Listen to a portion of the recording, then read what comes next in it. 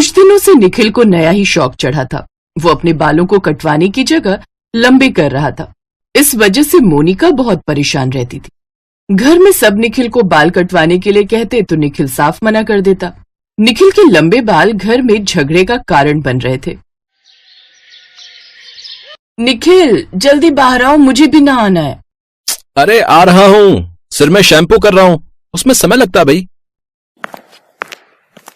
पता नहीं लंबे बाल करने का क्या शौक चढ़ गया है। घंटों घंटों अपने बाल ही संवारते रहते हैं। माँ जी आप भी तो कुछ नहीं बोलती हो, कभी कहा है कि निखिल जाकर बाल कटवा कर आ, आप भी चुप ही रहती हो। अब मैं क्या बोलूं, आजकल के बच्चे कोई हमारी सुनते हैं। मैं कहूं और वो बाल कटवा कर आ जाए, ऐसा कभी हो ही नहीं सकता। वो किसी की नहीं सुनता। जब अकल आएगी तो अपने आप कटवा कर आ जाएगा। करने दे उसे शौक पूरा। अरे मेरे बारे में क्या बातें कर रही हो? बाल मेरे हैं और परेशान आप दोनों हो रही हो। अब मुझे अपने लंबे बालों से कोई परेशानी नहीं है तो आप दोनों को क्यों है? एक तो मेरा शैम्पू खत्म हो गया, बड़ी मुश्किल से बाल धोए। मैं बाजार से शैम्पू लेकर आता हूँ। रुको मैं भी साथ चलती हूँ, घर का थोड़ा राशन खत्म हो गया है, वो भी लाना है। बाजार में मोनिका के मायके की तरफ की दूर की रिश्तेदार मिल जाती हैं। अरे मोनिका बिटिया कैसी हो? मैं ठीक हूँ मौसी जी, आप बताओ आप कैसे हो? मैं भी ठीक हूँ मौसी जी, ये मेरे पति हैं निखिल। मोनिका के मुंह से निखिल का नाम सुनकर रिश्तेदार खूब जोर से हंसती है। मुझे लगा तुम्हारी कोई सहेली है। तुम्हारे पति ने तो इतने लंबे बाल किए हुए हैं, देखकर पता ही नहीं चल रहा कि ये आदमी है या औरत। बुरा मत मानना, तुम्हारे पति को देखकर कोई अंतर ही नहीं कर सकता एक लड़का और एक लड़की में। आंटी जी मुझे लंबे बाल रखने का शौक है। मोनिका थोड़ी सी झेप जाती है और घर आकर बहुत झगड़ा करती है। क्या हुआ बहू, तुम इतना गुस्से में क्यों हो? अपने बेटे से पूछिए कि आज मैं गुस्से में क्यों हूँ। माँ ये फालतू में गुस्सा हो रही है। वो इसकी रिश्तेदारी की मौसी ने बस मुझे एक लड़की समझ लिया। इसी बात पर मोनिका गुस्से में आ गई। अब मेरे बाल लंबे हैं तो कंफ्यूजन हो जाती है। इसमें इतना बरसने की क्या जरूरत है मोनिका? निखिल के लंबे बालों की वजह से मोनिका ने अब उससे बात करना छोड़ दिया। निखिल को अपने बाल लंबे रखने थे, इस वजह से वो अपनी बात पर अड़ा हुआ था। एक दिन निखिल और मोनिका एक शादी में गए। शादी मोनिका की बेस्ट फ्रेंड स्वीटी की थी। वहाँ सभी लोग मस्ती कर रहे थे। उन्हीं में से एक ने मजाक किया, अरे मोनिका तुम्हारे साथ ये कौन सी नई सहेली आई है? शीतल वो मेरे हस्बैंड है निखिल। सॉरी मोनिका, मुझे पता नहीं था। वो तुम्हारे हस्बैंड के बाल बहुत लंबे हैं ना, इस वजह से मुझे समझ ही नहीं आया। उस दिन मोनिका को अपमान महसूस हुआ क्योंकि लोग निखिल को उसके लंबे बालों की वजह से लड़की समझ रहे थे। शादी के बाद घर लौटते समय मोनिका गुस्से से भर गई। बस बहुत हो गया निखिल, मुझे तुम्हारे इन लंबे बालों की वजह से हर जगह अपमान सहना पड़ता है। अब मैं तुमसे बात भी नहीं करना चाहती। जब तक तुम अपने बाल नहीं कटवाते मेरे से बात मत करना।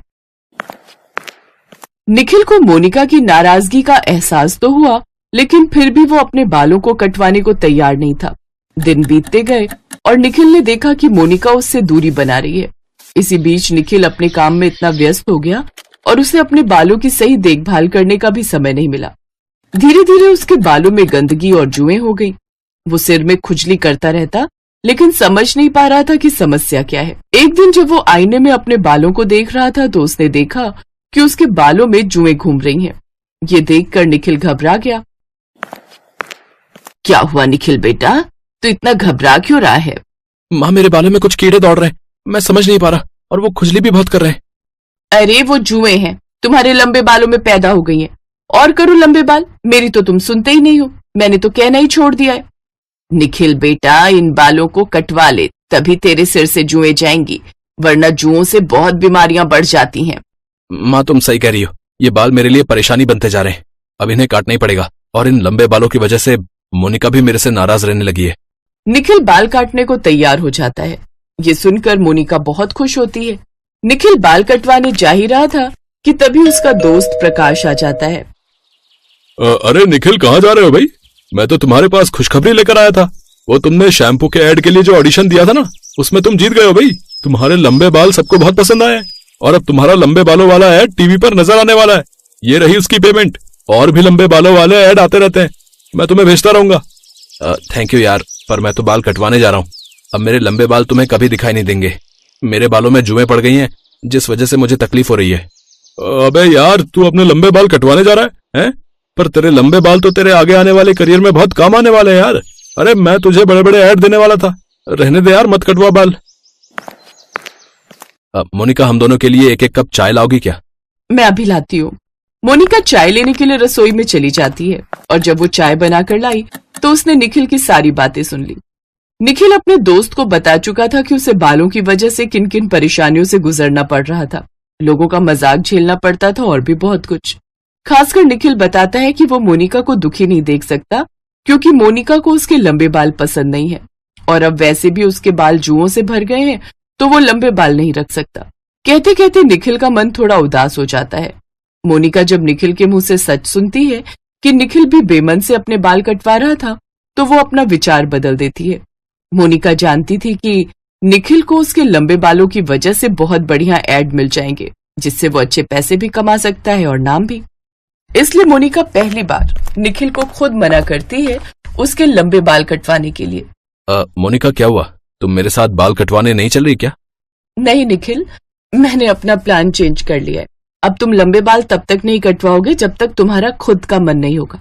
तुम भी तो किसी चीज के लिए कभी नहीं रोकते टोकते, तो भला मैं तुम्हें क्यों किसी बात के लिए मना करूं? सॉरी निखिल, मैंने तुम पर ज्यादा ही प्रेशर डाल दिया था। वैसे तुम लंबे बालों में भी बहुत हैंडसम लगते हो और रही बात जुओं की तो वो तो मैं दवाई डालकर छूमंतर कर दूंगी। थैंक यू मोनिका, मेरी फीलिंग्स को समझने के लिए। निखिल के चेहरे पर खुशी आ जाती है। उस दिन से वो अपने बालों का बहुत ख्याल रखने लगा। निखिल अपने बालों में बढ़िया से बढ़िया शैम्पू लगाता था, उसकी खूब साफ सफाई करता, जिससे कुछ ही दिनों में उसके सिर की जुएं चली गई। अब निखिल बड़े बड़े ब्रांड के ऐड करने लगा जिससे उसकी अच्छी कमाई भी होने लगी। अब उसके लंबे बालों से किसी को भी कोई तकलीफ नहीं थी क्योंकि सब जानते थे कि निखिल की पहचान अब उसके लंबे बालों से ही है।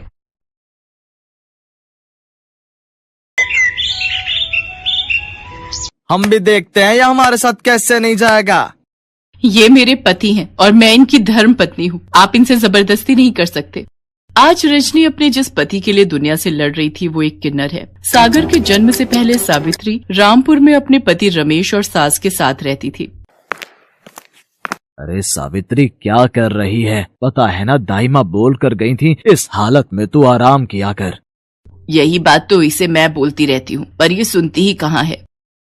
मोरी मैया, अम्मा जी, बहुत तेज दर्द उठ रहा है। लगता है बहू के बच्चे का दर्द छिड़ गया है। रमेश, जल्दी से दाई माँ को बुला कर ले आ। अम्मा, तुम सावित्री को संभालो, मैं अभी लेकर आता हूँ।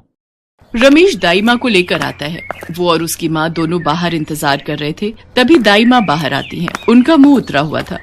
क्या बात है सुशीला, तेरा मुंह क्यों लटका हुआ है? बहू और बच्चा ठीक तो है? अब मैं क्या ही बोलूं अम्मा जी, तुम्हारे पिछले जन्मों का कर्म कह लो या इस जन्म की कोई भूल कह लो, तुम्हारी बहू ने एक किन्नर को जन्म दिया है। क्या? ये तू क्या कह रही है सुशीला? सावित्री बहू ने किन्नर को जन्म दिया है? सत्यानाश हो, जन्म भी दिया तो एक किन्नर को। अब क्या होगा अम्मा, हम तो पूरे गांव में मुंह दिखाने के लायक नहीं रहेंगे। मैं एक किन्नर का बाप कहलाऊंगा, ये हरगिज नहीं हो सकता। मैं अभी जाकर उस बच्चे की गर्दन दबा दूंगा।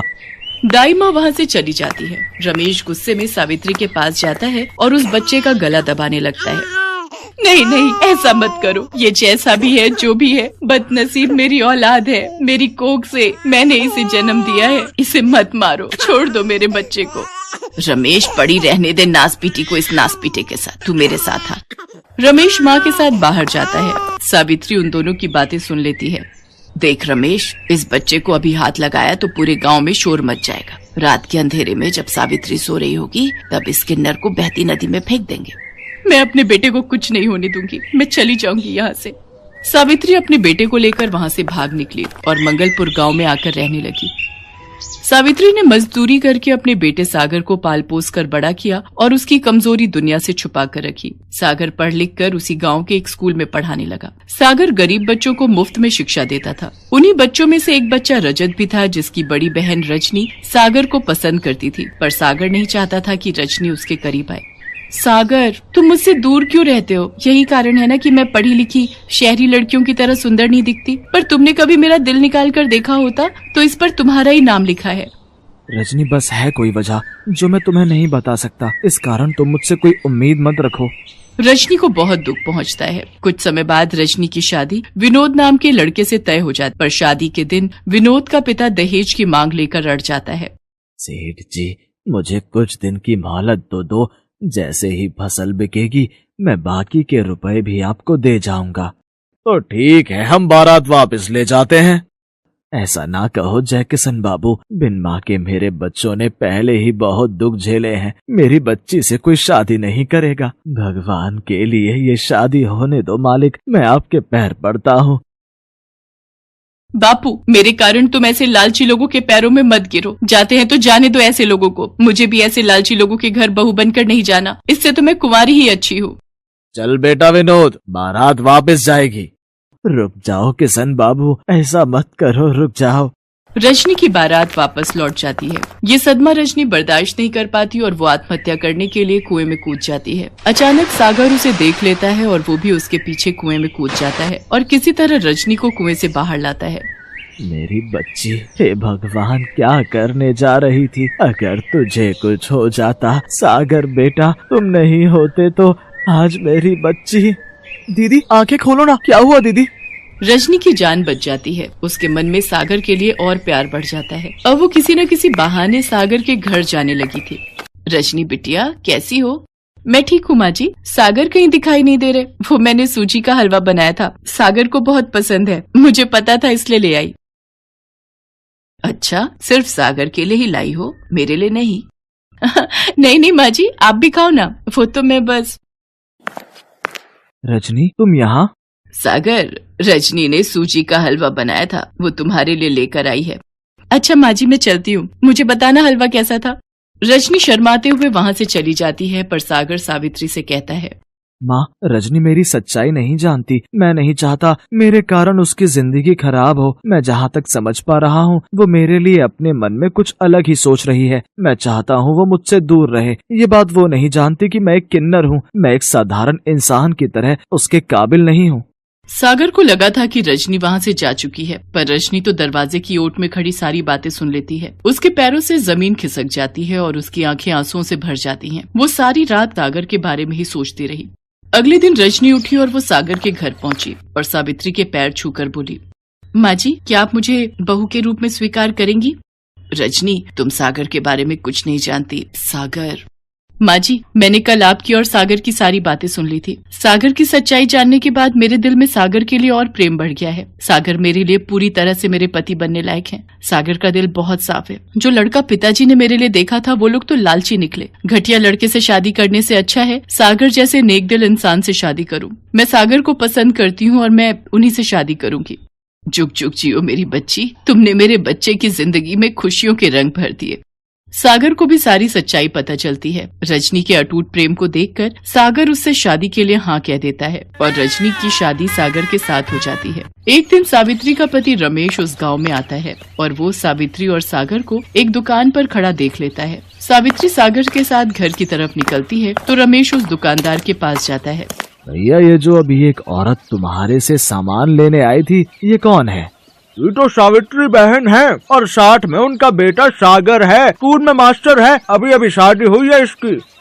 ये कैसे हो सकता है? मेरा बेटा तो किन्नर था। एक किन्नर पति कैसे बन सकता है? जरूर सावित्री ने इसके किन्नर होने की बात सबसे छुपा कर रखी है। अगर मैं शहर में किन्नर को जाकर ये सच्चाई बता दूं, तो वो इसे उठा कर ले जाएंगे और बदले में मुझे अच्छे खासे पैसे दे देंगे। मेरे तो मजे ही आ जाएंगे। रमेश सागर का सगा बाप होने के बावजूद भी इतनी घटिया हरकत करता है कि वो शहर जाकर किन्नरों को सागर की सच्चाई बता देता है और उनसे बदले में 50,000 रुपए ले लेता है। सभी किन्नर सागर को लेने गांव पहुंच जाते हैं। रजनी उस समय अपने पिता के घर गई हुई थी। सब गांव वाले भी सच्चाई को जान जाते हैं। हाय हाय, मैं भी देखती हूँ तू कैसे हमारे साथ नहीं जाएगा। तू किन्नर है और हम तुझे अपने साथ लेकर जाएंगे। तेरे बाप को 50,000 रुपए दिए हैं, उसी ने हमें तेरी सच्चाई बताई है। मैं क्या करूँ माँ, कुछ समझ नहीं आ रहा। मेरा अपना बाप ही मेरे खिलाफ हो गया। मुझे नहीं पता था काला साया बनकर तेरा पिता तेरा दुश्मन बन जाएगा। बचपन में तो मैंने तुझे उससे बचा लिया था। हे ईश्वर, मेरे बच्चे को बचाओ। तभी रजनी आ जाती है और वो किन्नरों का रास्ता रोक देती है। अरे ये औरत तो पागल हो गई है। एक किन्नर को अपना पति कहती है। जब तक ये हमारे साथ नहीं जाएगा, हम यहाँ से नहीं हिलेंगे। अरे हमने पैसे दिए हैं इसे यहाँ से ले जाने के। ये मेरे पति हैं और ये अपनी मर्जी से कहीं भी रह सकते हैं। तुम इनके साथ जबरदस्ती नहीं कर सकते हो। कानून के हिसाब से किसी को भी अपनी मर्जी से जिंदगी जीने का हक होता है और सागर और मैं एक खुशहाल जिंदगी जी रहे हैं। गांव वाले रजनी के साहस की प्रशंसा करते हैं और सब उसका साथ देते हैं। गांव वाले जानते थे कि सागर एक भला इंसान है। सब गांव वाले मिलकर पैसे इकट्ठे करते हैं और किन्नरों को पकड़ाते हैं। ये लो, हम सब गांव वालों ने 50,000 रुपए जोड़कर दे दिए हैं। अब तुम आज के बाद सागर को बिल्कुल भी तंग नहीं करोगे। हाँ हाँ, हम क्यों तंग करेंगे। अब जब हमारे पास पैसे हमें मिल गए हैं तो हमारा यहाँ रुकने का कोई फायदा नहीं है। पर जाते जाते मैं इतना ही कहूंगी, रजनी जैसी पत्नी जिसके साथ हो उसका कोई बाल बाका नहीं कर सकता। तुम दोनों हमेशा खुश रहना। मेरा आशीष तुम्हारे साथ है। चलो री चलो, बस निकल जाएगी, समय से शहर पहुँचना है। सागर सब गांव वालों का शुक्रिया अदा करता है और रजनी और सागर दोनों मिलकर सावित्री के पैर छूते हैं। सावित्री अपने बेटा बहू को गले से लगा लेती है